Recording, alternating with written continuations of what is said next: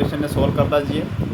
આ એક કોડ છે અને આને આપણે કોડિંગ ડીકોડિંગ પણ કહી શકીએ છીએ અને ચાઇનીઝ કોડિંગ ડીકોડિંગ પણ કહેતા હોય છે. એટલે ચાઇનીઝ કોડિંગ ડીકોડિંગની અંદરમાં આપણે જોઈએ એમાં એવું કીધેલું છે કે 134માં એનો કોડ આપેલું છે ગુડ એન્ડ ટેસ્ટી.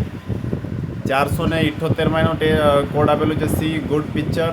729 આનો કોડ આપેલું છે પિક્ચર આર ફેન્ટ. બરાબર. આપણે જોઈએ અને પૂછેલું છે કે ઉપરોક્ત કોડ અનુસાર આપેલ વિકલ્પ પૈકી સી માટે કયો નંબર આવે. તો હવે સી માટે કયો નંબર આવે તો મેં જે રીતનું ટ્રાય કરું છું, મેં જે રીતનું સોલ્વ કરું છું એને તમે જોતા જાઓ અને એ રીતનું તમે બી કરવાનો ટ્રાય કરજો. તમને આવડતું હશે તો વિડીયોને સ્ટોપ કરી દો. વિડીયોને સ્ટોપ કર્યા પછી પહેલાં ગણી લો, પછી મેં શું કરું છું એ તમે જોઈ લેજો. હવે તમે મને આશા છે કે તમે સ્ટોપ કરેલું હશે અને ચેક કરેલું હશે. હવે આપણે જોઈએ કે એને કીધું છે કે આપણે પહેલાં 1 નંબર અને 2 નંબરને કમ્પેરિઝન કરવાનું કે બંનેમાં કયો નંબર સેમ છે. તો મને બંનેમાં 4 નંબર સેમ દેખાય છે. બરાબર.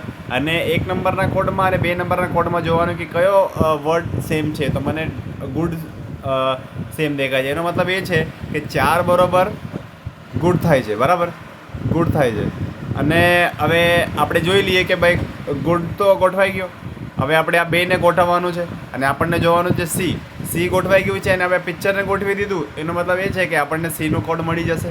હવે આપણે 2 અને 7માં જોઈ લઈએ કે કોઈ તમને સમાંતર દેખાય છે, એક જેવો દેખાય છે.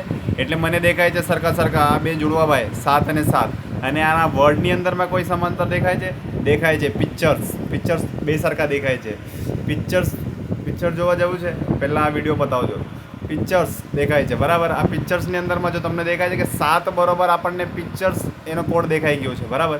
તો હવે પિક્ચરનો કોડ મળી ગયો, ગુડનો કોડ મળી ગયું. બરાબર. પિક્ચરનો કોડ 4 હતો, ગુડનો કોડ 4 હતો, પિક્ચરનો કોડ 7 છે.